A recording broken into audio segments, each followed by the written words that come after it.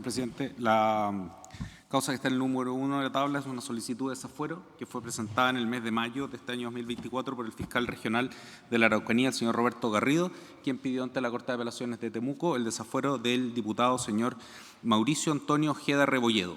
Concretamente, en la solicitud de desafuero, lo que se le atribuye, muy en síntesis, es la participación como autor del delito reiterado de fraude al fisco, contemplado en el artículo 239 del Código Penal, al haberse concertado con terceros para la celebración de convenios entre el Gobierno Regional de la Araucanía y distintas fundaciones, convenios que en definitiva no fueron ejecutados los programas que habían sido adjudicados y generándose de esa manera un perjuicio fiscal. Antes de entrar a los aspectos de la participación específica del señor Ojeda, en el libelo de solicitud de desafuero se exponen brevemente cuáles son la estructura funcional y presupuestaria del Gobierno Regional de la Araucanía y se individualizan quiénes serían las personas que habrían participado en esta operación que habría concluido con un fraude al fisco. En ese contexto se individualiza a la señora Susana Alarcón Rubilar, quien tiene calidad de imputada en esta causa y que tiene el cargo de jefa de la División de Fomento e Industria del Gobierno Regional. En segundo lugar, también se apunta al señor Juan Pablo Leonelli Lepín, también tiene calidad de imputado, y él tendría el cargo de jefe de gabinete del gobernador regional de la Araucanía. En tercer lugar, se señala al señor diputado el señor Mauricio Ojeda Rebolledo, quien es diputado de la República por el distrito número 23. Y en cuarto lugar se individualizan a las fundaciones FOLAB y EDUC, que son personas jurídicas que habrían participado en la adjudicación de estos convenios y que en ambas son representadas por los señores, también imputados, Rinet Ortiz Rivera y el señor Juvenal Ortiz Rivera. Luego de señalar esas personas que habrían participado en esta operación, se aborda el punto específico del señor Ojeda, quien habría participado de la siguiente manera. En primer término, el señor Ojeda habría realizado gestiones de financiamiento para estas fundaciones.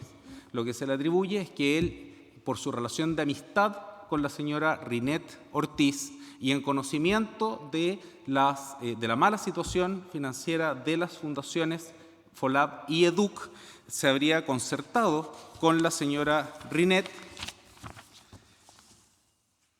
para acordar que ella postulara a unos concursos del gobierno regional y que en el intertanto, mientras se obtenían estos dineros públicos, la colaboraría y le habría ayudado mediante la entrega de préstamos, ya sea a nombre propio o a través de terceros, por una suma total de 85 millones de pesos. Así habría participado se habría realizado primero un mutuo por 40 millones a través de la Sociedad Automotriz Ojeda S.p.A., 10 millones se habrían prestado a través de un tercero, señor Pablo Herdener Truán. Luego también hay un mutuo de 30 millones a través del señor Patricio Esparza y finalmente hay una entrega de 5 millones de pesos también a través de la Sociedad Automotriz Ojeda S.p.A. Esas serían las gestiones que habría realizado el señor Ojeda en cuanto a financiar la mala situación financiera económica que tenían las sociedades FOLAB y EDUC. En segundo lugar, se le atribuyen al señor Ojeda gestiones que habría realizado para que FOLAB y EDUC se hubieran adjudicado 2 proyectos ante el gobierno regional. En este punto específico, lo que se sostiene por el Ministerio Público es que el señor Ojeda se habría contactado con el también imputado, señor Leonelli, quien es el jefe de gabinete del gobierno regional de la Araucanía, y que juntos habrían tenido una reunión, juntos los tres, es decir, la señora Rinet por las fundaciones, el señor Leonelli del jefe de gabinete del gobierno regional y el señor Ojeda, que se habría realizado esta reunión el día 22 de agosto del año 2022, se realizó en las dependencias de las fundaciones y ahí se habría concertado el apoyo financiero a las sociedades, en tanto estas luego se adjudicaban los proyectos. En tercer lugar, se explica cómo fueron presentados y adjudicados estas propuestas ante el gobierno regional. Se señala que las fundaciones FOLAB y EDUC presentaron 2 programas cuyo objeto era capacitar en oficios a mujeres de Temuco y de Padre Las Casas. Y así entonces se estructuraban 2 programas que eran muy similares entre uno y otro por un mismo monto y que consistían en entregar una capacitación mediante cursos lectivos, primero a un grupo de 100 mujeres, cada uno de estos dos programas que apuntaban al 60% de mayor vulnerabilidad en las comunas antes señaladas, y a través de esta capacitación, luego también el programa consistía en la entrega de dinero para que realizaran inversiones para poder echar a andar el negocio a través del cual o con el cual se habían ido capacitando. Estos dos proyectos finalmente, cuando fueron presentados, recibieron observaciones en el Comité de Evaluación Técnica y en lo que relata el Ministerio Público, una vez presentadas las observaciones técnicas, habiendo sido reparados estos proyectos, entonces el señor Leonelli habría realizado gestiones con la señora Susana Alarcón, que también era funcionaria dentro del GORE, para que ella colaborara en la revisión de estos proyectos, y la señora Susana Alarcón de esta revisión le habría manifestado al señor Leonelli que los proyectos en realidad no estaban bien formulados y que tenían que ser reformulados, y le habría recomendado a una persona, el señor Mora, también imputado en esta causa, para que él reformulara estos proyectos, y así se hizo, y volvieron a ser presentados los dos proyectos, cada uno por una suma de 365 millones de pesos aproximadamente, proyectos que una vez que fueron presentados el 14 de octubre del 2022, fueron finalmente aprobados. Así se celebran los convenios con el Gobierno regional en diciembre del año 2022, y en virtud de estos convenios se entrega una suma total de 730.240.000 pesos entre los meses de diciembre de 2022 y febrero del 2027.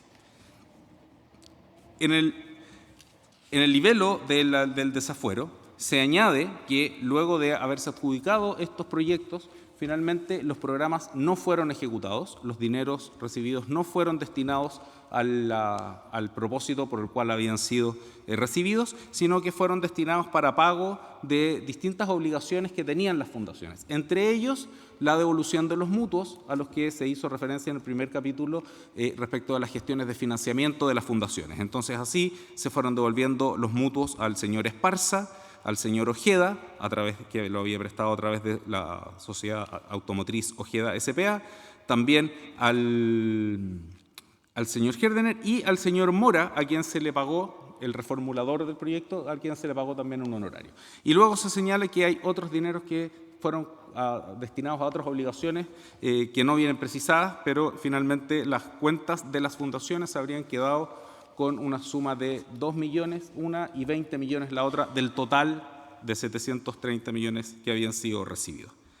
Finalmente, y también en cuanto a los hechos que se vienen señalando en la solicitud de desafuero, se indica que después, en el año 2023, en enero, con posterioridad a la adjudicación de estos proyectos, la Fundación FOLAB habría presentado y habría formulado un nuevo proyecto, en este caso con finalidad turística, y que en este también habrían participado en el mismo esquema organizacional los imputados Leonelli y el diputado Ojeda, pero finalmente este proyecto fue reparado y no fue reparado en la fase técnica y no llegó a ser adjudicado.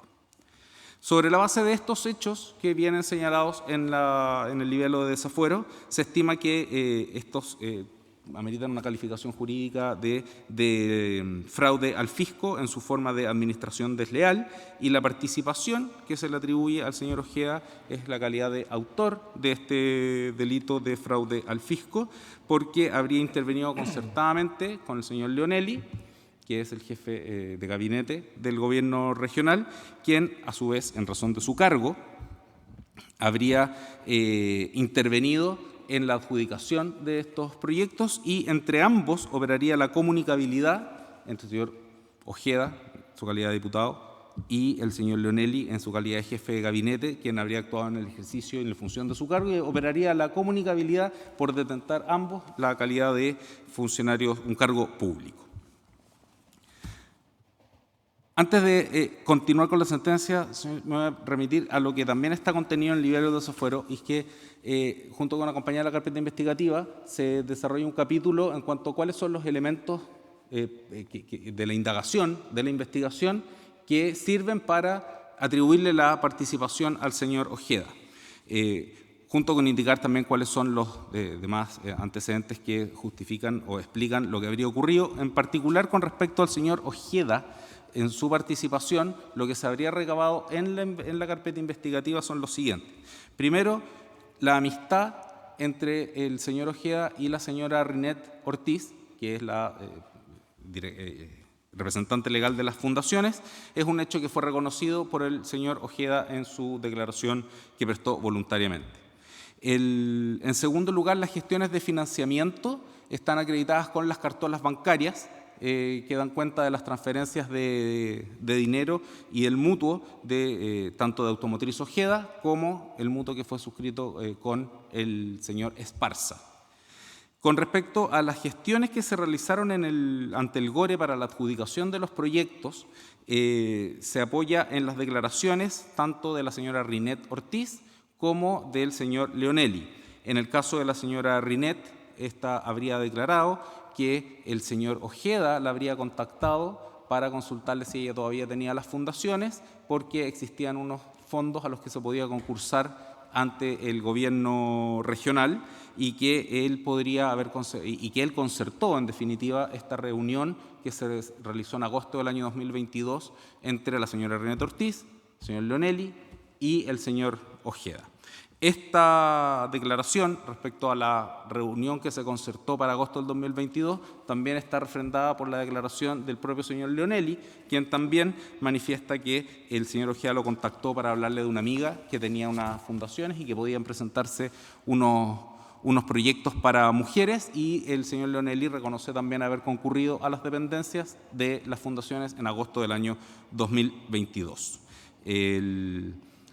Como más antecedentes también de la indagatoria está la celebración de los convenios, que en definitiva fueron celebrados, y con respecto a las anomalías en el proceso de adjudicación de los proyectos, se apoya en la declaración de la señora Susana Alarcón, que era también jefa de una división al interior del gobierno regional, y que ella también habría reconocido que el señor Leonelli la contactó para que por favor pudiera revisar unos proyectos que habían sido observados, habían sido reparados en la fase técnica y que a su vez el señor Leonelli le pedía que revisara, y ella reconoce también que los revisó, que consideró que no reunían los requisitos para poder ser aprobados y sugirió una reformulación a través del señor Mora.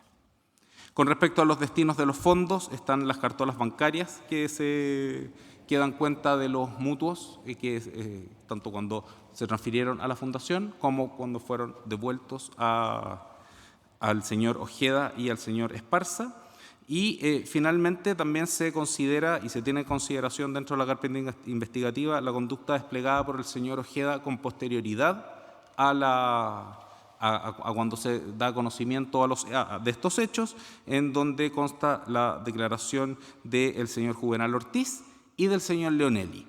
El señor Juvenal Ortiz, que era otro de los representantes de las fundaciones, dice que el señor Ojeda lo contacta para tener una reunión en persona, se iban a juntar en un café, finalmente se juntaron en el departamento de la señora Rinet, y en esa reunión dice el señor Juvenal Ortiz que el señor Ojeda le habría dicho le habría sugerido que la señora Rinet debía autodenunciarse y que debía destruir su teléfono, porque dentro de los contactos había personas que habían ayudado a la fundación. Y el señor Leonelli, a su vez, declara que también en agosto del año 2023 se habrían juntado en un café con el señor Ojeda, y el señor Ojeda le dijo que estaba tratando de ubicar a la señora Rinet para que devolviera el dinero y así no se configurara el delito de fraude al fisco. Esas son las declaraciones respecto a las cuales se extrae los elementos que, en el parecer del Ministerio Público, son suficientes para configurar la participación del señor Ojeda. Así se plantea la solicitud de desafuero.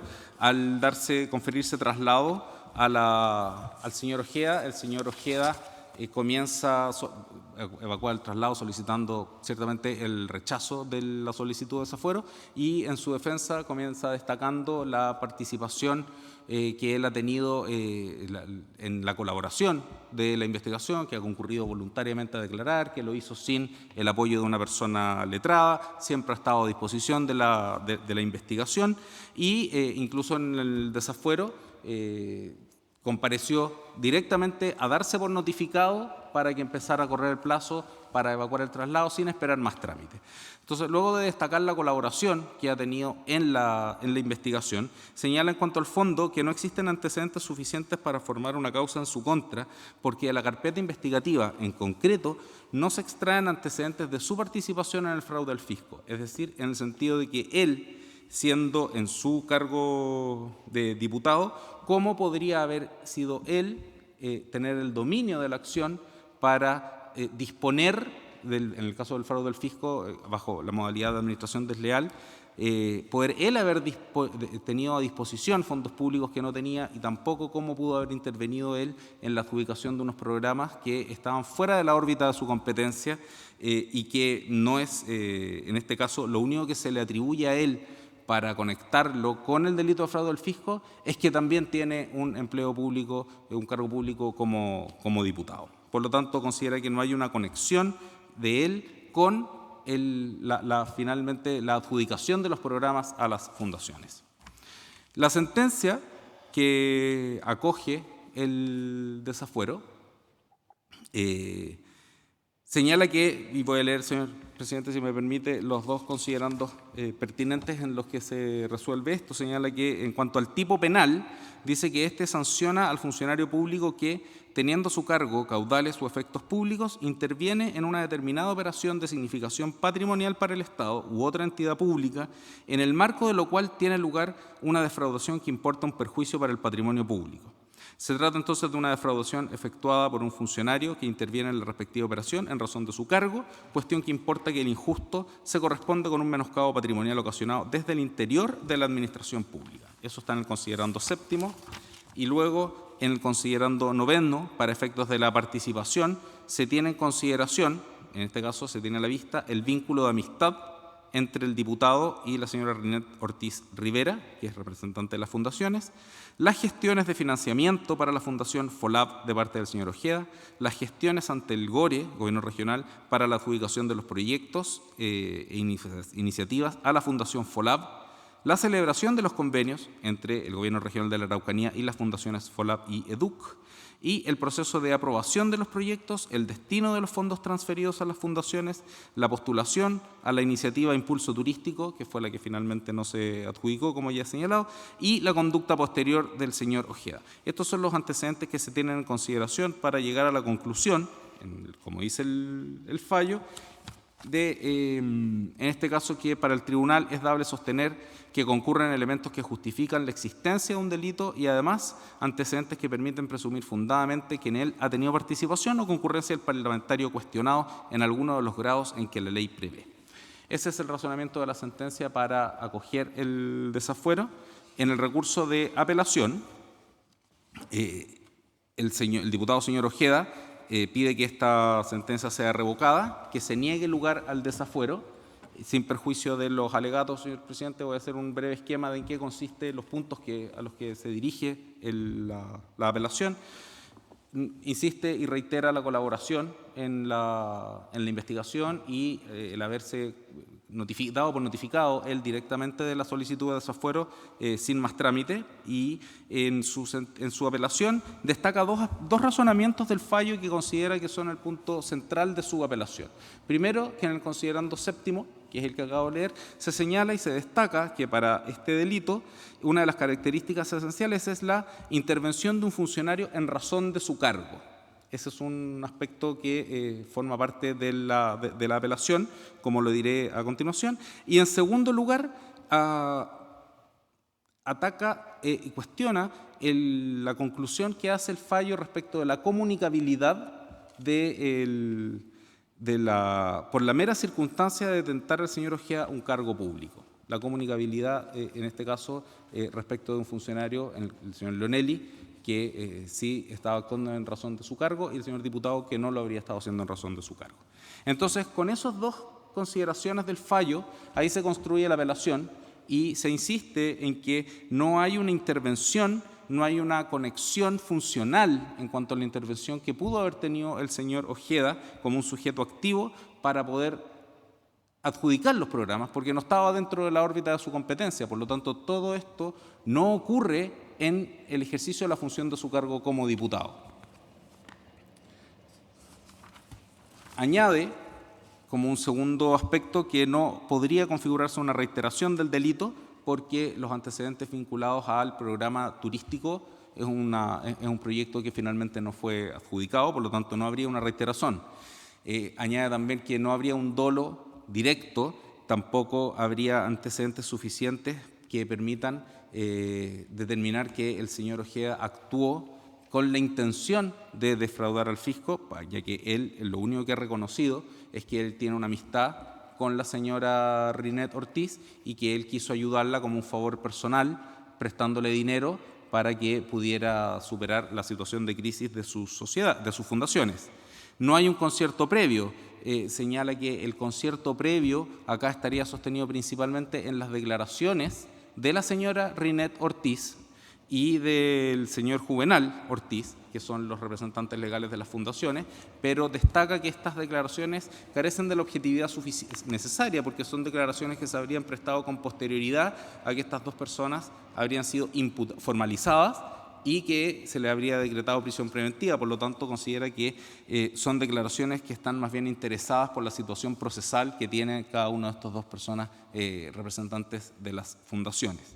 En concreto, termina señalando, no hay de parte del señor Ojeda un dominio de la acción en términos de poder configurar una autoría del delito de fraude al fisco.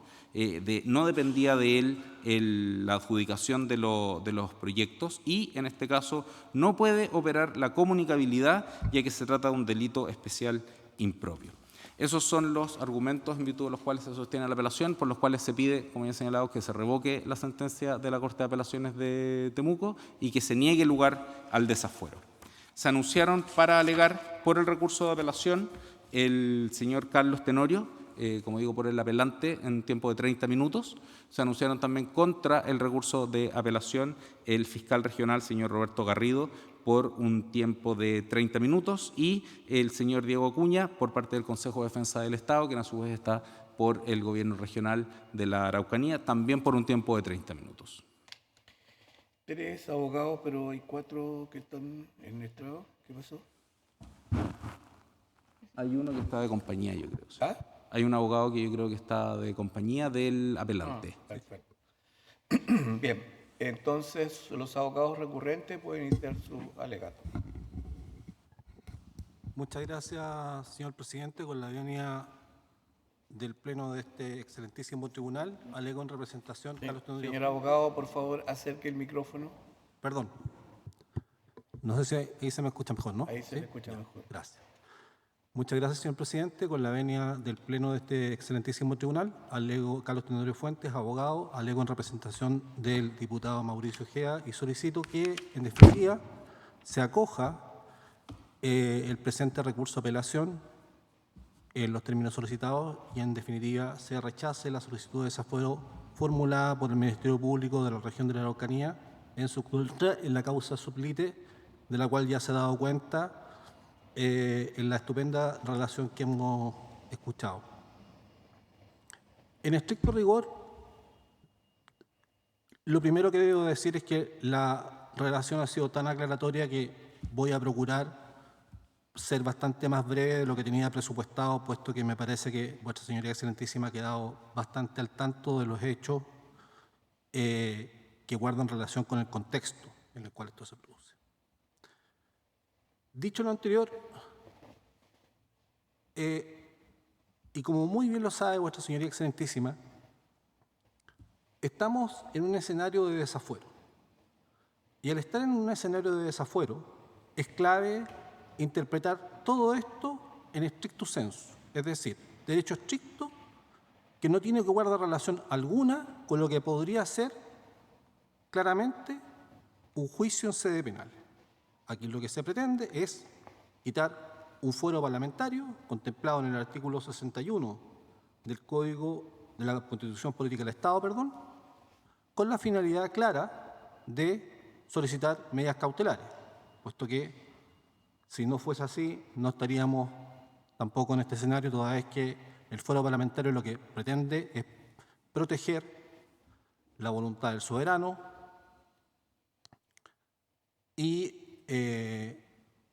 la opinión, ¿no es cierto?, de los parlamentarios en ese contexto y las actuaciones, por cierto, que ellos llevan con la finalidad de no alterar el sistema político. Ahora bien, ¿qué es lo que nos dice el Ministerio Público? ¿Y de qué es lo que no se hizo cargo, o se hizo cargo de mala forma, nuestro concepto, el Pleno de la Ilustrísima Corte de Apelaciones de Temuco? El Ministerio Público, y la relación ha quedado bastante clara, porque la relación hace alusión a distintos apellidos de distintas personas que no guardan relación con el señor Ojeda, dice que el diputado Ojeda habría incurrido en el artículo, en actos que constituirían el delito de fraude al fisco, el artículo 239 del Código Penal. Es decir, fraude al fisco que tiene una serie de requisitos bastante taxativos. En este orden de cosas, en esta causa sublite, que es la causa que se sigue, la investigación que se sigue ante el Ministerio Público, está claro que el diputado Ojeda, al tomar conocimiento de estos hechos, voluntariamente concurre ante el Ministerio Público, con fecha 14 de agosto del año 2023, se le indica que tiene la calidad de imputado, se le dan a conocer sus derechos, pese a lo cual presta una declaración y reconoce los hechos que ya han sido expuestos latamente por el señor relator. Con posterioridad, la principal imputada, que hoy día está privada de libertad, la señora Riniet Ortiz Rivera, es formalizada junto con su hermano, se le aplica la medida cautelar más gravosa, que es la prisión preventiva, y con posterioridad a eso, a fines del mes correspondiente, que es el mes de agosto del año 2023, recién presta declaración ante el Ministerio Público. Seguidamente es reformalizada junto con otros de los formalizados hoy día, y si la memoria no me falla, existen 5 personas que están formalizadas por estos delitos, es reformalizada y vuelve a prestar declaraciones, cada vez más contradictorias unas y otras, y como bien lo señaló el señor relator, con un ánimo que estimamos puede ser ganancioso y que debiese verse, si es que sí fuese necesario, en la sede penal respectiva.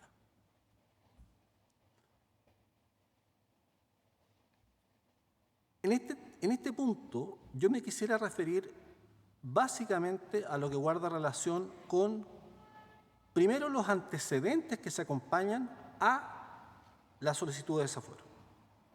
Están latamente señalados, algunos de los cuales ya dio cuenta el señor relator, pero los primeros antecedentes de los que da cuenta son una serie de documentos que refieren a la calidad de diputado del señor Ojeda, cuestión que por lo demás ha hecho público y notorio, el reglamento de la Cámara de Diputados, cuestión que es pública y notoria, las funciones del GORE, de acuerdo a la normativa vigente, cuestión que también es pública y notoria, es decir, nada que sea relevante a estos hechos. Nada. Son hechos públicos y notorios y que no son a controvertir. Hago un paréntesis aquí, hago un pequeño paréntesis. Nosotros aquí no estamos discutiendo presupuesto material. No estamos ni aceptando ni rechazando presupuesto material. Solamente estamos trabajando sobre la base de la propuesta que hace el Ministerio Público. Porque el presupuesto material se ventila en la sede correspondiente, no acá. Esta es una sede de estricto derecho en nuestro humilde concepto. Y posteriormente, los otros antecedentes que obran como parte de estos supuestos elementos que darían cuenta de la plausibilidad de la solicitud de desafuero, guardan relación con las declaraciones de fundamentalmente la principal imputada y gestora, la señora Riniet Ortiz y otros. En este orden de cosas es clave también tener presente lo siguiente. El Ministerio Público, en una extensa petición presentada ante el Pleno de la Ilustrísima Corte de Apelaciones, solo en un párrafo bastante escueto, se refiere a la supuesta participación que le endilga a mi representado. Es bastante escueto. Ustedes ya podrán haber advertido, tal como ya lo dije anteriormente, que acá se han ventilado muchos apellidos que no tienen nada que ver con el diputado Ojeda, que tienen que guardar en relación una cosa distinta, que ya me referiré un poco a eso. Pero lo clave de todo esto es que ha sido el propio Ministerio Público quien ha fijado, y a falta de una expresión menos deportiva tal vez, las reglas del juego. Porque nos está diciendo que la conducta que le atribuye constituye el delito de fraude al fisco del artículo 239 del Código Penal, no otro. Y aquí hay una cuestión de suyo central. Y la pregunta que quiero hacer ante este excelentísimo tribunal es la siguiente. Un diputado de la República tiene el dominio del hecho para asignar recursos de un GORE, de un gobierno regional. Vamos a analizar detenidamente, sucintamente en realidad, porque sé que vuestra señora excelentísima lo conoce con mayor latitud que nosotros, lo que dice el artículo 239 del Código Penal. ¿Cuáles son los requisitos del artículo 239 del Código Penal? Pero puede hacer, fíjense ustedes que si uno escucha la relación, inclusive, si bien no estamos hoy día reconociendo nada, inclusive si fuese esto así, no hay ningún antecedente que dé cuenta de que el diputado Ojeda pudo disponer de recursos en beneficio de nadie. Esta laxitud con la que se mira la capacidad que podrían tener todos los funcionarios públicos, la verdad es que si así fuese, abriríamos una caja de Pandora realmente peligrosa en nuestro país. Y que yo en lo personal espero que así no sea. Y en ese orden de cosas, hay varias cuestiones acá de la propuesta que nos formula el Ministerio Público que caen por su propio peso.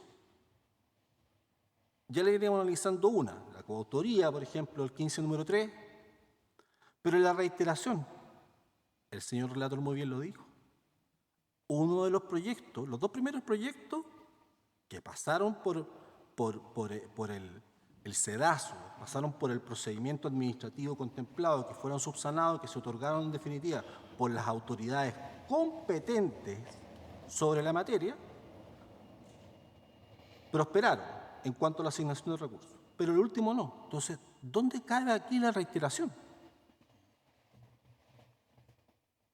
La reiteración cabe específicamente, en nuestro concepto, solo en una pretensión errónea de parte del Ministerio Público. Ahora bien, en cuanto al fallo que se impugna, ¿por qué? Bueno, evidentemente dedujimos recurso de apelación porque el Pleno de la Altísima Corte no acogió nuestra postura, pero además hay ciertas cosas que son relevantes. Y son relevantes también en sede de desafuero. Primero, ¿de qué estamos hablando cuando estamos en sede de desafuero? De un juicio de plausibilidad. No estamos hablando de un reproche. Esto no es una discusión de aplicación de medidas cautelares. Aquí, cada vez que se lee en el fallo que se presume fundadamente, o se puede presumir fundadamente, me retrotrae a mí a una lectura de una decisión de un juzgado de garantía o de una corte de apelaciones de lo que guarda relación con las medidas cautelares, por ejemplo, el artículo 140 del Código Procesal Penal. Pero no. Precisamente lo que pretende el desafuero es un juicio de plausibilidad para que, superado ese estándar, sean los tribunales del fondo los que entren a conocer el asunto como en derecho corresponde. Y se traspase este umbral de rango constitucional, que es el fuero parlamentario, que es una protección que, como ustedes bien lo saben, y ya los puse, tiene su razón histórica centenaria de ser. Hace entonces, en uno de sus considerandos, este fallo una especie de recuento de la secuencia en la cual va a dictar finalmente su razonamiento para acoger la solicitud. Pero me quisiera detener brevemente, y con vuestra venia, señor presidente, hacer una breve lectura de un párrafo del considerando séptimo del fallo. Porque en el considerando séptimo del fallo lo que dice, en definitiva, esta resolución cita, en estricto rigor, una sentencia dictada por este máximo tribunal, que es la causa ROL 6732-2019, que dice, a propósito del delito de fraude al fisco, que como ha sostenido la excelentísima Corte Suprema, con vuestra venia, señor presidente, en sentencia de fecha 5 de mayo del año 2023, en causa ROL 6732-2019, el tipo penal en cuestión sanciona al funcionario público que, teniendo a su cargo caudales o efectos públicos, interviene en una determinada operación, ya vamos a ver a qué nos estamos refiriendo con eso, de significación pública, en el marco de lo cual tiene lugar una defraudación que importa un perjuicio para el patrimonio público. Se trata entonces, dice, de una defraudación efectuada por un funcionario que interviene en la respectiva operación en razón de su cargo, no de ser funcionario público, de su cargo como funcionario que conlleva el ser funcionario público de esa área. Cuestión que importa que el injusto se corresponde con un menoscabo patrimonial. Y aquí es donde el fallo hace suya la doctrina que establece que el fraude al fisco hoy corresponde a lo que se conoce como estos delitos de administración desleales del patrimonio público.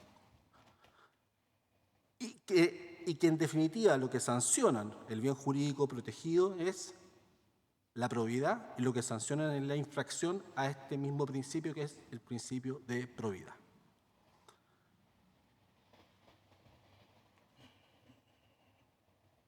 A su turno, y tal como lo señaló muy bien el señor relator, en el considerando octavo hace el fallo una alusión a una cuestión que nosotros discutimos en la respectiva sede, que es que el delito de fraude al fisco del 239 es un delito especial impropio como tal. Esto es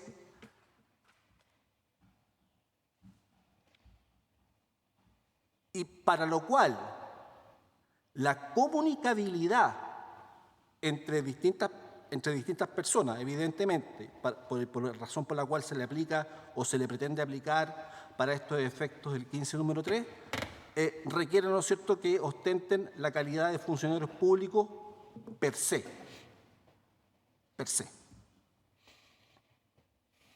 O dicho de otra forma, de manera laxa, ¿no?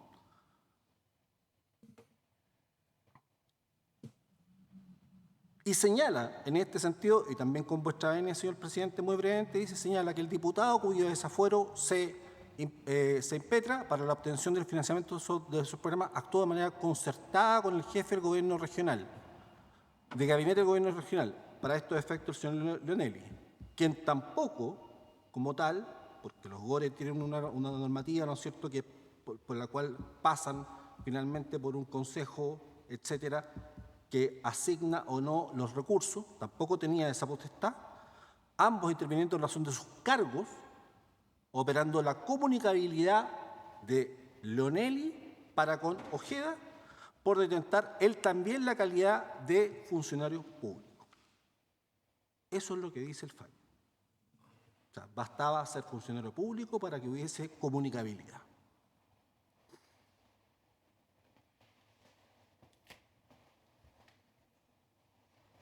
Y, en definitiva, señala el fallo que para ellos es dable sostener que en este caso concurren los antecedentes que justifican la existencia de un ilícito penal. Y es aquí donde vuelvo hacia lo que ya señalé. Bueno, ¿estamos hablando entonces de un juicio de plausibilidad o estamos hablando de una decisión propia de lo que es la determinación, por ejemplo, de medidas cautelares que se ventilan ante los tribunales del fondo. Porque señala en uno de sus considerandos, que es el considerando 11º, señala que esos mismos antecedentes permiten presumir fundadamente que él ha tenido, o sea, el señor Ojeda ha tenido participación o concurrencia en algunos de los grados que la legislación prevé para estos efectos.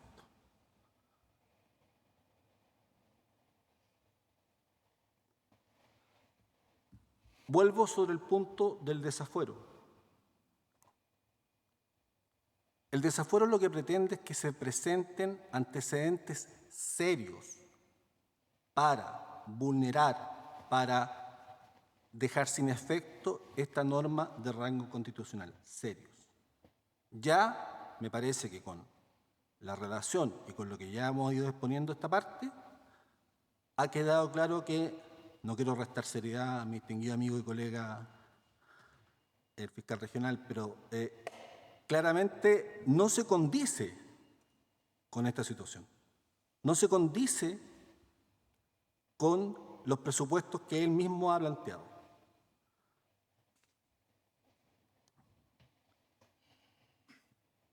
Como decía anteriormente,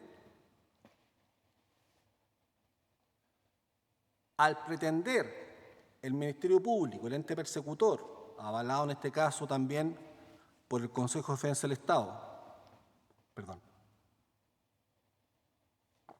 quien también, por cierto, representa los intereses fiscales, al pretender que estos hechos constituyan, en su concepto, un delito de fraude al fisco, lo que está señalando en buenas cuentas, a la luz de lo que establece el artículo 239, es que existe un delito activo calificado, que es el funcionario público, quien en razón de su cargo, es decir, en este caso ser parlamentario, intervino en una operación. Esos son los elementos para establecer, en su caso, ¿no es cierto?, por qué se habría producido eso. En otras palabras, eso basta para que, en casos como estos, independientemente de la orgánica de cada uno de los órganos de la Administración, alguien podría ser imputado como autor de fraude al fisco independientemente del resultado de la operación concreta. Pero lo cierto es que el diputado Ojeda no ha sido parte de ninguna operación en términos de estricto derecho. Lo único, y así lo estableció él cuando prestó declaración voluntaria, sin asistencia letrada, renunciando a sus derechos, es señalar que conocía a esta persona y que en virtud de eso, ¿cierto?, la apoyó, porque esta era una fundación preexistente por mucho a la época pretérita, inclusive de la pandemia. Los servicios de esta fundación tenían que ser presentados en términos directos, no existía la posibilidad del teletrabajo. Claramente las clases de manicure tienen que hacerse en forma directa. Hago un alcance que ellos se conocen desde hace mucho tiempo porque el diputado Ojeda es periodista y ella ejercía como en la parte estética de la maquilladora en los canales de televisión. Y es por eso que él reconoce esa situación. Y reconoce, voy a hablar con quienes corresponde para orientarte. Pero de ahí a llegar a establecer que él en razón de su cargo hizo una operación patrimonial sin tener el deber de resguardo, custodia de los intereses públicos, de los recursos del gobierno regional, porque los diputados no los tienen. Llegar a sostener que eso es fraude al fisco, la verdad es que es avanzar temerariamente demasiado en lo que es la dogmática penal. la intervención del diputado Ojeda, a la intervención del diputado Ojeda, es precisamente eso lo que le atribuye el Ministerio Público.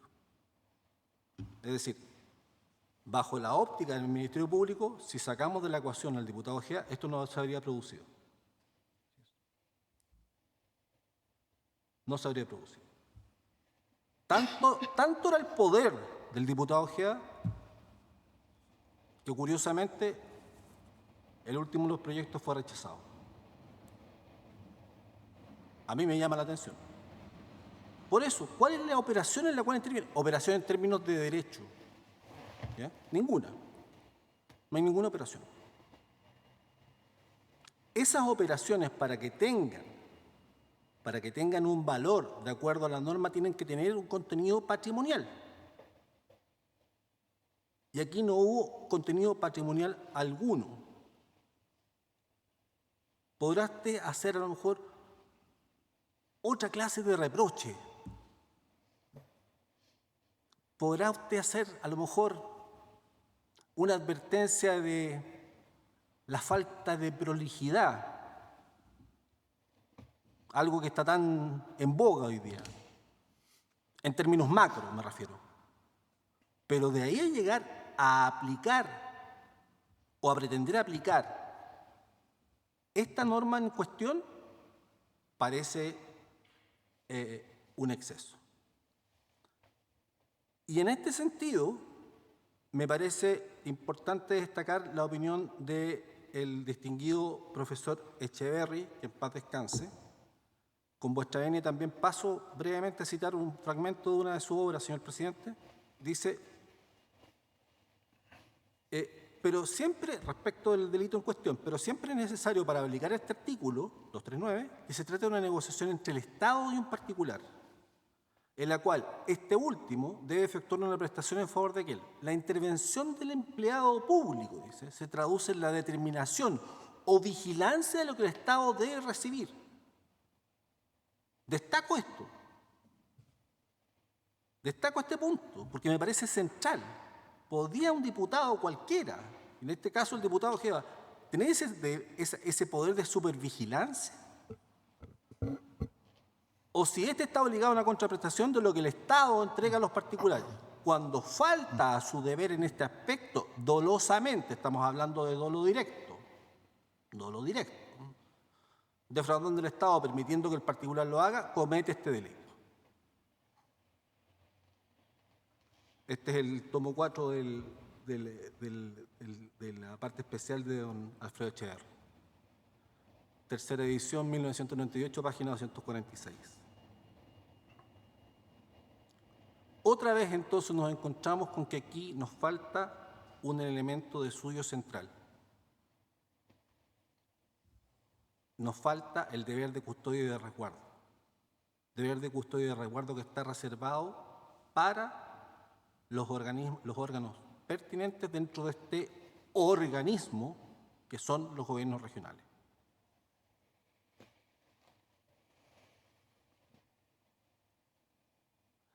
Y aquí es donde entramos entonces nosotros a lo que el señor relator denominó como la conexión funcional.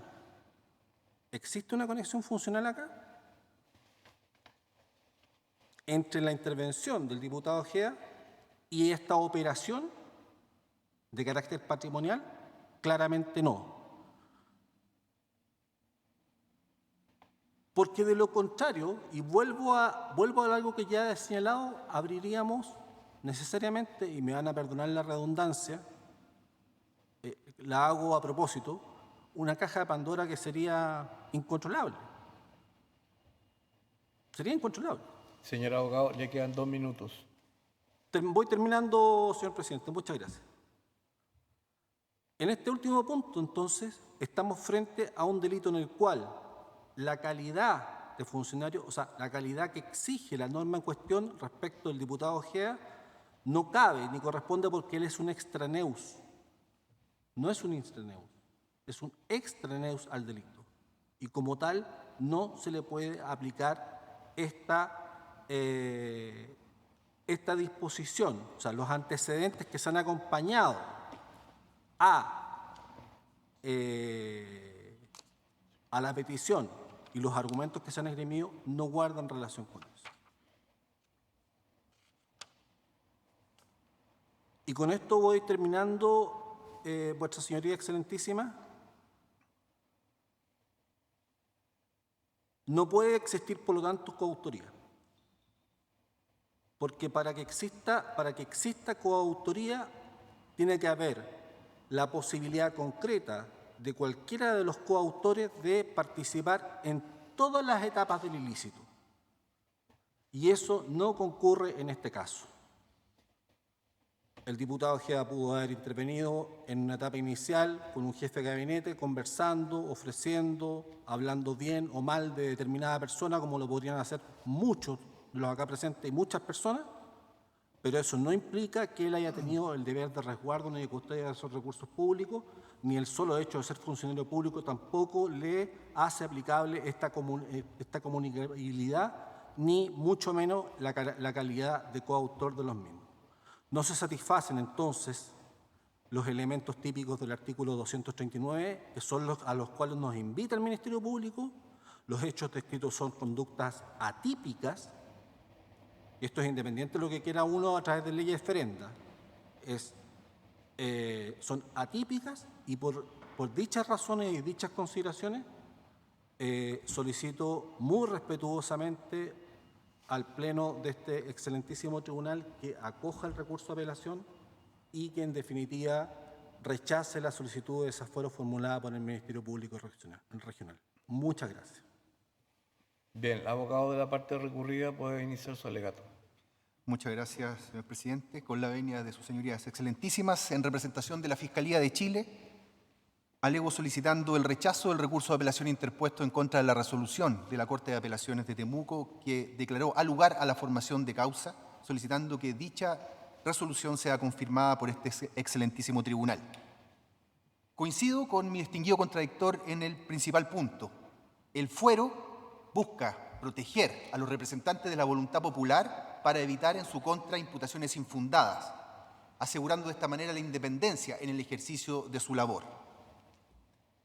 Lo que corresponde entonces preguntarse, sus señorías excelentísimas, es si la pretensión de persecución penal en contra del honorable diputado señor Mauricio Rebolledo Ojeda es una imputación infundada, es temeraria o carente de antecedentes.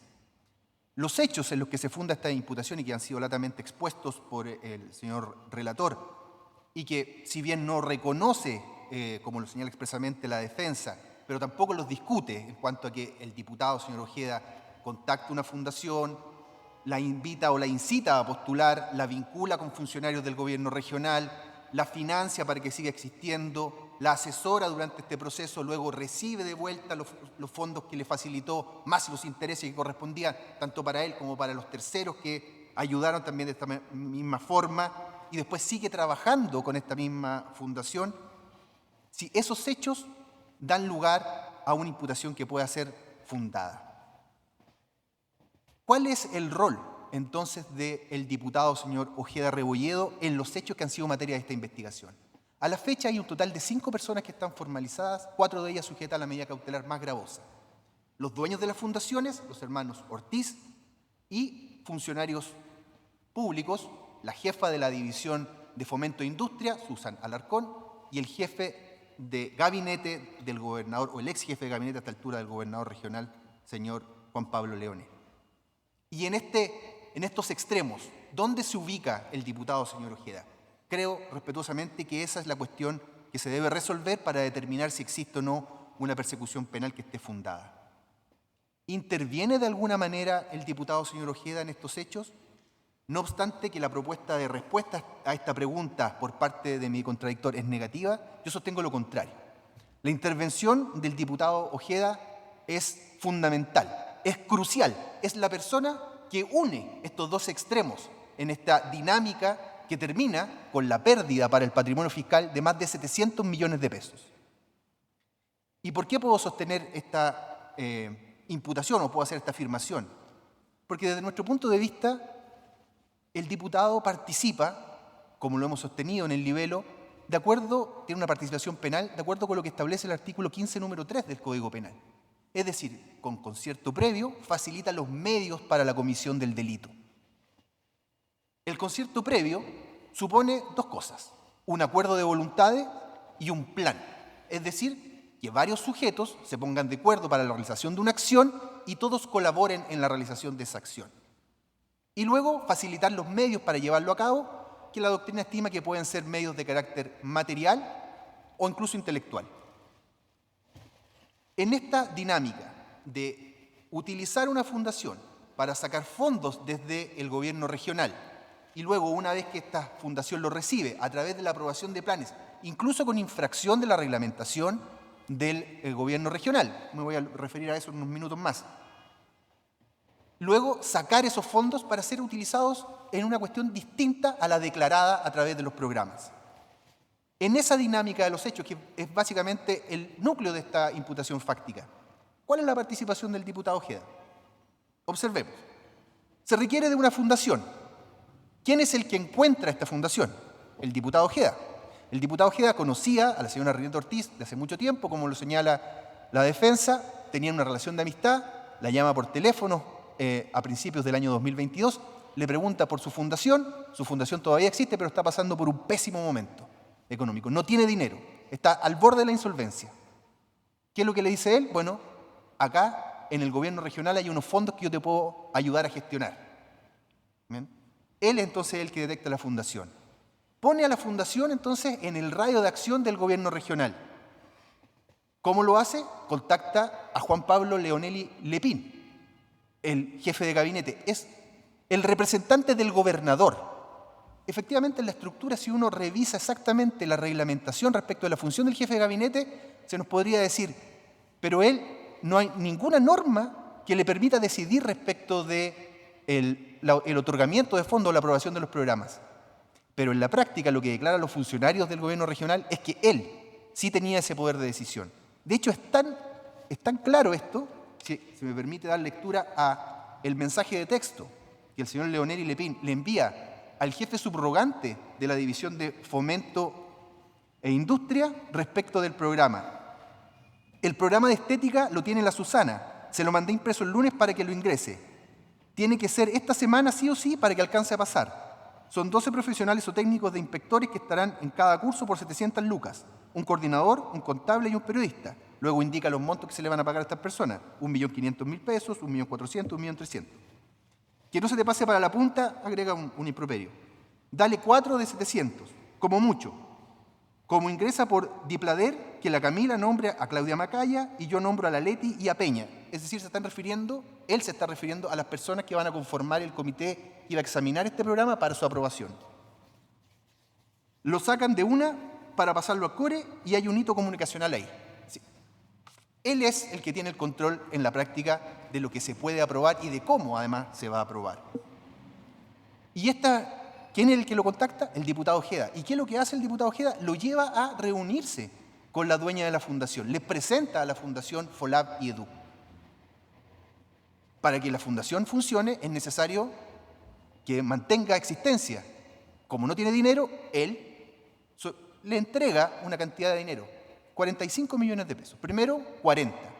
No solicita un préstamo para transferírselo a las fundaciones. Él solicita un préstamo por 80 millones de pesos. Con eso consolida sus deudas y parte de eso se lo entrega a la fundación. ¿Y por qué se le entrega este dinero a la fundación? Porque sabe que en algún momento se le va a restituir. Y se le va a restituir además con intereses. Y como tiene que seguir existiendo, ¿qué es lo que hace además? Consigue un amigo, o dos amigos en realidad. Uno, 10 millones de pesos aporta a esta fundación y otro, 30 millones de pesos. ¿Cierto? El señor Patricio Esparza, que aporta 30 millones de pesos, gracias a la gestión del diputado Ojeda, recibe en enero del año 2023, además de sus 30 millones de pesos, 1.800.000 pesos, además, con fondos que venían del gobierno regional. Todas estas acciones las realiza el diputado señor Ojeda. Claro, el diputado Ojeda no puede aprobar los programas, porque él es diputado. Sus labores están definidas en la ley, en los reglamentos correspondientes, no está en la aprobación. Tiene razón mi contradictor cuando dice, él no tiene el dominio de derecho para aprobar los recursos. Pero ¿quién es el que lleva a la fundación? ¿Quién es el que habla con el jefe de gabinete? ¿Quién es el que asesora a esta fundación? El diputado Ojeda. ¿Y quién es el que facilita después las cuentas para que parte de ese dinero salga de las cuentas que habían sido creadas específicamente por la fundación para los fines que estaban definidos en el programa? El diputado Ojeda nuevamente a través de su empresa automotora. Se nos reprocha también que el diputado Ojeda no tendría dolo directo respecto de su actuación. ¿Pero por qué no tendría dolo directo si él sabe que la fundación no tiene dinero? ¿Sabe que una vez que le depositen a la fundación, esos fondos se le van a devolver inmediatamente a él? ¿Y por qué después sigue trabajando con esta misma fundación? Bueno, ahí hay una explicación. La dueña de las fundaciones, la señora Rionda Ortiz, lo agrega cuando declara en relación con el tercer proyecto. Dice, me queda claro a esta altura de que el diputado Ojeda quería usar mi fundación para fines distintos. ¿Y por qué lo dice a propósito del tercer proyecto, que ha sido mencionado aquí como algo que en realidad no debería ser considerado porque no se alcanza a entregar esos fondos? Porque ese proyecto era para difusión de emprendimientos turísticos. Es decir, tenemos una fundación que se dedica a la enseñanza en materia de estética, de manicure, masoterapia y otros relacionados con esa área, que ahora iba a participar en la elaboración de videos para la promoción de 32 emprendimientos turísticos en la región de la Araucanía a través de redes sociales. ¿Con qué experiencia? ¿Por qué iba a participar en eso? 360 millones de pesos para hacer 32 videos y transmitirlos por redes sociales. Y ese proyecto se presenta, se observa, se corrige, se acoge con observaciones el día 15 de mayo del 2023. Se le indica o se incorpora a la base integrada de proyectos con un número, es decir, queda en estado de ser tramitado. El 30 de junio del 2023 se corrigen estas observaciones, es decir, sigue avanzando su tramitación, pero ahí se paraliza. ¿Por qué se paraliza el 30 de junio del año 2023? Bueno, sus señorías excelentísimas, porque 10 días antes, el 20 de junio del 2023, se conoció en todo el país, a través de una publicación de un medio electrónico, Timeline, que existían irregularidades en el traspaso de fondos desde organismos del Estado a fundaciones. Esto ocurrió en el norte del país, caso Democracia Viva. Y eso paralizó la tramitación y la ejecución de todos los programas en los que estaban involucradas fundaciones, porque además, en este caso concreto, el Gobierno Regional de la Araucanía comenzó a revisar nuevamente los programas y a solicitar garantías de ejecución de los que ya se habían concedido.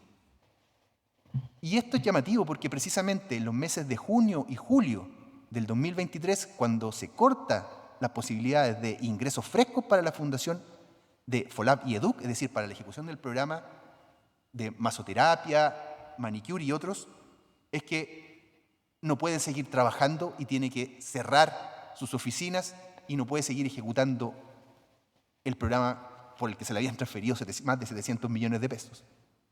Con esto nos damos cuenta de la forma de operar en definitiva. Lo que estamos hablando en este caso es de una fachada de fundación, porque en la práctica son empresas que ofrecen diferentes servicios y a través de las que se le transfieren montos que son destinados a cosas absolutamente distintas de los que en realidad deberían haber ocurrido. ¿Y cuál es la participación del diputado Ojeda en esto? Crucial. Sin el diputado Ojeda no estaríamos hablando del caso Manicure ni del caso FOLAP y EDUC. Porque él, como lo mencioné hace un momento, es el que reúne a estos dos extremos. El poder de decisión recae en el señor Leonelli Lepín. Y esta forma de operar entre los dos no es un hecho aislado, no es una situación solo de estos casos. Tenemos antecedentes por también registros de audio que envía un funcionario del GORE, en este caso al señor Leonelli Lepín, que voy a solicitar autorización para leer, donde se da cuenta de esta relación que ya existía desde antes y a propósito incluso de otras fundaciones. El funcionario del gobierno regional, don Claudio Seitón, le envía un audio al señor Leonelli Lepín, esto es en el mes de abril del año 2022. Juan Pablo, tengo una dificultad, entre comillas, no sé si llamarlo dificultad, con el tema de los proyectos con Mauro Ojeda. Con Mauro nosotros lo conversamos tiempo atrás. Hay 100 millones de pesos ahí para meter proyectos que hoy día dentro de un listado gigante se van a priorizar. Pero hace poco yo te comenté que hablé con el alcalde de Temuco y le comenté la idea de poder generar unos acuerdos ahí con el gobernador, con Mauro igual, para poder hacer algunos proyectos para los adultos mayores. Efectivamente, hay 90 millones de pesos solamente para clubes de adulto mayor, donde yo tengo entrada, donde podemos hacer política, podemos trabajar, ¿cachai? Pero estos están al margen de los 100 millones de Mauro. Entonces, ahora hay que priorizar y no sé si ustedes tienen el espacio o no. Obviamente no está actuando como diputado, en este caso el señor Ojeda, está actuando como un particular que gestiona intereses y además no son intereses de terceros, son situaciones en las que él, específicamente en Folai Educ, tiene un interés patrimonial directo o responde por los intereses de sus amigos respecto de quien le consiguió el dinero correspondiente.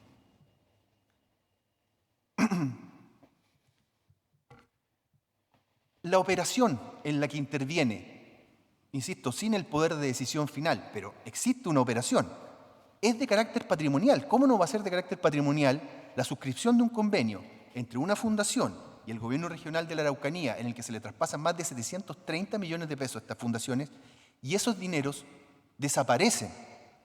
Desaparecen los primeros días del mes de enero del año 2023. No alcanzan a estar ni una semana en las cuentas de la fundación. En una de las cuentas se encontraron 2.000 pesos, 2.000 pesos, y en otras 20 millones de pesos. O sea, lo que se pudo recuperar de los 730 millones que se entregaron a estas fundaciones fueron 20 millones de pesos y poco más. ¿Dónde se fueron esos fondos? Bueno, en parte se fueron a las cuentas del diputado Ojeda. Y si él no tiene el poder de decisión, ¿por qué podemos decir de que es responsable de fraude al fisco? Desde nuestro punto de vista, porque como lo ha señalado este excelentísimo tribunal, opera a su respecto, siendo efectivamente un extraneus para estos efectos, porque él no tiene el poder de decisión, opera la institución de la comunicabilidad.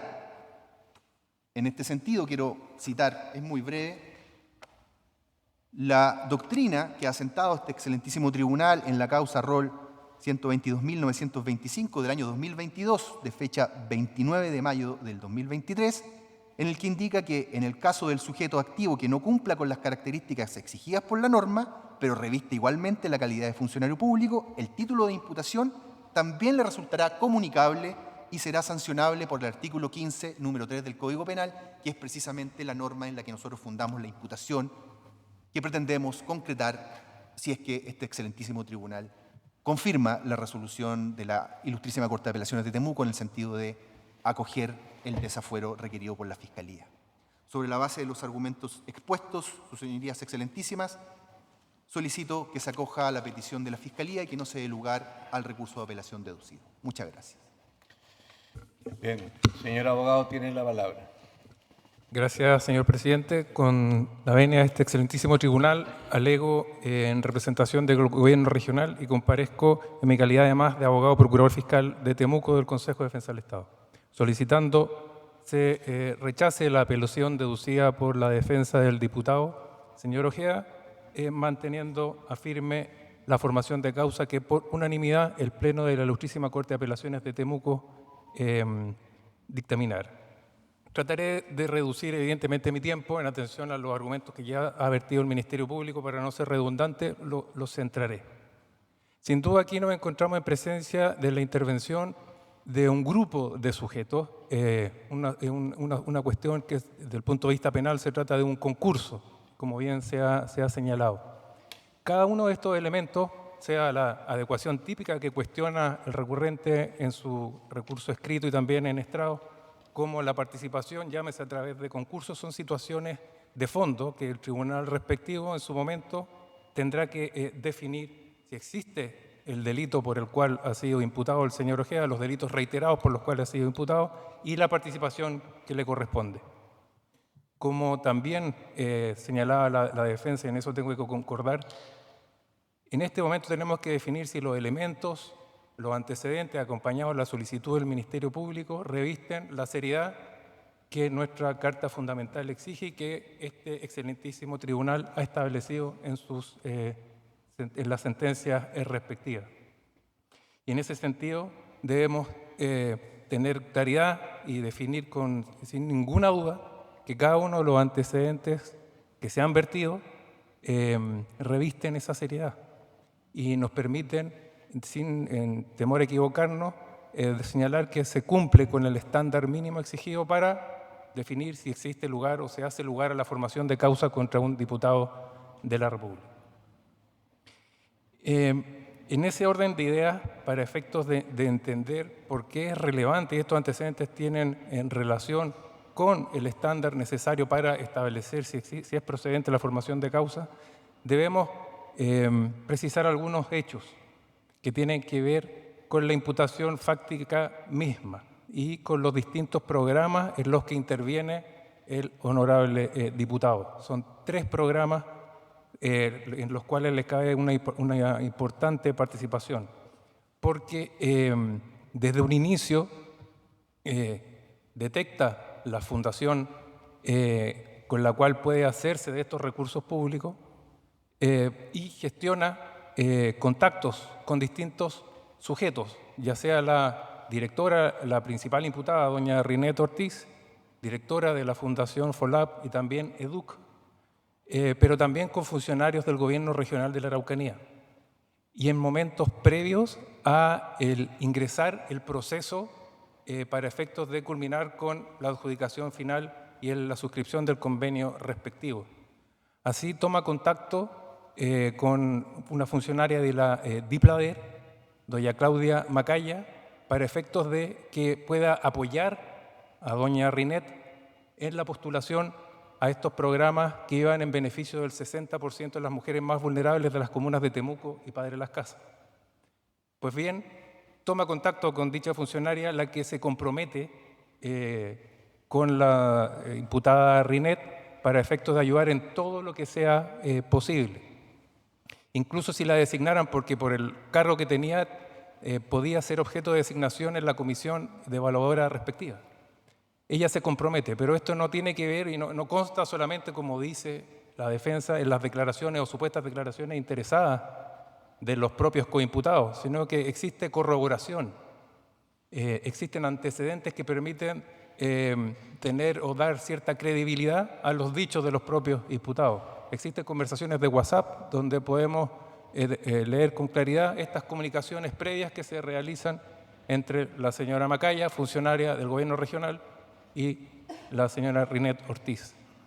Pero el señor diputado también toma contacto con, como ya se ha señalado, con el jefe de gabinete del gobernador regional, el señor Leonel Lepín.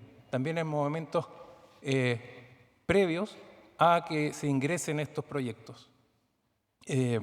También existen elementos de corroboración, existen conversaciones de WhatsApp que dan cuenta de las comunicaciones, valga la redundancia, entre distintos sujetos que van apareciendo en esta trama.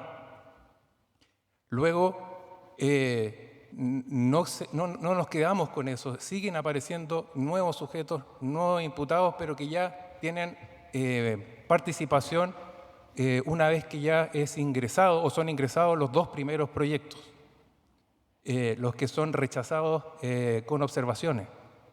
Eso es un elemento relevante porque los funcionarios públicos aquí, en vez de velar por el patrimonio que deben cuidar, velar por el patrimonio que iba destinado a la población más vulnerable de la Araucanía, hacen lo contrario, denodados esfuerzos para efectos de superar de manera ilegal estas falencias que habían sido detectadas. Para eso, ahora ya el jefe de gabinete se contacta siguiendo estas comunicaciones que tenía con el diputado Ojea, se contacta con otra funcionaria del gobierno regional, la jefa de División de Fomento e Industria del gobierno regional, doña Susana Alarcón, que efectivamente ha sido formalizada y se encuentra en prisión preventiva, para efectos de que apoye, pueda mejorar o le dé alguna señal, alguna luz para que estos proyectos mal ingresados puedan prosperar finalmente. En ese contexto, esta funcionaria revisa estos proyectos y da su opinión. Y eso lo sabemos no solo por las declaraciones que uno puede revisar en la carpeta de investigación, sino que también por otros elementos de corroboración, que son otras comunicaciones de WhatsApp. Con esos elementos, uno va entendiendo que no estamos ante una imputación infundada, apasionada, contrariamente a ello, sino que estamos ante una imputación que se sustenta en antecedentes serios y que, en el nivel en que se encuentra la investigación respecto del señor Ojeda, con la suficiencia necesaria para, como lo hiciese el Tribunal Pleno de la Ilustrísima Corte de Apelaciones de Temuco, poder formar causa en contra del honorable diputado. Pero avanzando en esta secuencia de hechos, llegamos a una fecha crucial y que quiero que tal vez la puedan recordar, el 14 de octubre del año 2022, fecha en que finalmente, después de realizar una serie de mejoras donde intervienen los distintos sujetos que he mencionado, incluso un señor Mora Chepo, que tiene una relación de íntima amistad con esta funcionaria del GORE, Susana Alarcón, que es contratado finalmente por la Fundación FOLAP para efectos de reformular estos proyectos. El día 14 de octubre del año 2022 se reingresan ambos proyectos, pero nuevamente se aprecian falencias en estos proyectos. Pero no existía fecha distinta o posible para reingresar por tercera o cuarta vez estos proyectos. ¿Qué es lo que ocurre? Operan y intervienen otros funcionarios del gobierno regional, otra jefatura de división de la propia Diplader, doña Camila Poff, imputada y querellada también por este Consejo Defensa del Estado, intervienen mejorando los proyectos. No solo existen declaraciones, también existe corroboración a través de también mensajería de WhatsApp, donde se da cuenta de las distintas comunicaciones entre una funcionaria de la comisión evaluadora, doña de apellido Siebert, también imputada, con esta jefa de Diplader, para efectos de mejorar estos proyectos. Cuestiones que finalmente suceden el mismo 14 de octubre, ingresando como información complementaria a estas mejoras, ya que no podían reingresarlo nuevamente porque infringían las normas básicas de tramitación que el mismo gobierno regional se había dado al respecto, con las transferencias de capital de acuerdo al subtítulo 33 de la Ley de Presupuestos para el año 2022. En ese contexto, una serie de funcionarios que he señalado lograron lo que primitivamente había planificado el señor Ojeda, esto es, permitir y adjudicar finalmente 2 convenios de transferencia para 2 fundaciones que hacen exactamente lo mismo, pero con la única diferencia que en 2 comunas distintas. Una fundación antigua, FOLAP, constituida en el 2012, de la cual se vale el diputado Ojeda para efectos de plantearla y promoverla en el gobierno regional, y otra fundación posterior, constituida en el 2018, cuyo objeto es la capacitación en docencia, no la realización de oficios como manicure, como son los oficios por los cuales se adjudicara finalmente estas 2 programas a estas 2 fundaciones. Pero existe este último y tercer programa, al que la defensa también hace mención, y que es relevante no por la suerte de que como no se adjudica no hay reiteración. Ya la imputación que se efectúa es reiterada por los delitos de fraude al fisco respecto de estos 2 programas que se adjudican a 2 fundaciones para efectos de ir en ayuda, supuesta ayuda de 100 mujeres desocupadas de las comunas de Temuco y Padre Las Casas. Este tercer proyecto que tenía que ver con el turismo viene a ratificar y se transforma, y esa es nuestra teoría y que evidentemente en el juicio tendremos que demostrar, viene a ratificar que ya tenían certeza absoluta que estaban trabajando sobre un terreno ciertamente seguro, donde a través de la utilización de esta fundación podrían obtener nuevos recursos para hacerse de estos recursos, perjudicando en este caso el erario del gobierno regional. Como ya ha explicado muy bien el Ministerio Público, este funcionario no prosperó, pero se hicieron 4 intentos para que así fuese, y fue observado en las 4 oportunidades. Si no se concretó, no fue por la falta de interés, los distintos imputados hicieron todo lo que estaba en su parte para que se ejecutara y se concretara este ilícito, pero no fue así porque el caso, como es conocido en públicamente convenios, había, valga la redundancia, explotado semanas antes. En ese contexto, es que claramente, como vengo señalando, los antecedentes son serios porque no se radican o sustentan en meras declaraciones interesadas de imputados, sino que en distintos antecedentes que permiten corroborar estos antecedentes, que son uno más. Y también bajo otro supuesto, y con esto voy terminando, señor presidente, que tiene que ver con algo que también recogió la sentencia de la Ilustrísima Corte de Apelaciones de Temuco, con la actuación posterior del diputado, el honorable diputado señor Ojeda. Él efectivamente prestó declaración voluntaria. Como testigo, luego la declaración muta y se lee los derechos, obviamente, cuando hace referencia a que habría recibido dinero tal vez provenientes de estos programas por los mutuos a los que hace referencia. Pero también hay que tener en consideración lo que ocurre con un teléfono celular, que él entrega también voluntariamente, pero ya en octubre del 2023, si mal no recuerdo. Pero lo entrega, el informe policial dice fracturado, deteriorado, ya es inservible el aparato telefónico. Ese hecho por sí ya hace ruido, pero también si uno lo relaciona con otros antecedentes que están en la carpeta de investigación y que tiene que ver con una conversación que se realiza y una visita que se realiza en agosto del año 2023 por el señor Ojeda a los hermanos de la coimputada y también coimputado el señor Juvenal Ortiz y al hermano Miguel Ortiz, donde se reúnen finalmente en un departamento de la imputada. Eso está grabado, hay un informe policial donde consta la grabación en el ascensor respectivo, por lo tanto el día, la hora, está acreditado que se reunieron. En esa reunión, de acuerdo a lo que declara el imputado Juvenal Ortiz, el diputado Ojeda plantea lo siguiente, hace consultas respecto de cómo está Rinet, pero sugiere que queme el celular, porque pueden haber WhatsApp o donde se puede ver vinculadas distintas personas que ayudaron, por ejemplo. Esos elementos, obviamente, su declaración voluntaria que hizo al par de semanas, la omitió. Ese comportamiento posterior del señor Ojeda es relevante para efectos de entender como un elemento más de corroboración los distintos elementos que permiten en esta sede tener por seria la solicitud de desafuero formulada por el Ministerio Público, en el sentido que existen antecedentes sobre la existencia del hecho punible por el cual está siendo imputado y antecedentes serios o indicios de respecto de su participación. Si se trata de concurso del 15 número 3 o problemas de adecuaciones típicas como señala la defensa, bueno, son materias de fondo que en sede de tribunal oral tendrán que ser dilucidadas, estableciéndose en esa sede la existencia del delito y la participación respectiva.